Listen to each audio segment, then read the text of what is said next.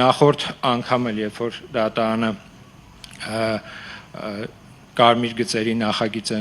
Երևանի քաղաքապետարանի կողմից, որ ներկայացվել էր, դրանից հետո Երևանի քաղաքապետարանի կողմից այդ մասով բողոք է ներկայացվել եւ նաեւ բողոքա ներկայացվելու նաեւ այս երկրորդ որոշումը, որը որ արդեն կայացվել է դատարանի կողմից, տեսեք, այն գաղափարը, որ դրվել էր կարմիր գծերի, այսպես ասած, տարիֆների բարձրացմանը, դա ինքը որոշակի նպատակ ուներ թե կենտրոնի բեռնաթափման, թե առհասարակ այդ ոլորտում հասարակական տրանսպորտի ոլորտում մի շարք փոփոխություններ բերելու, կարծում եմ, որ եթե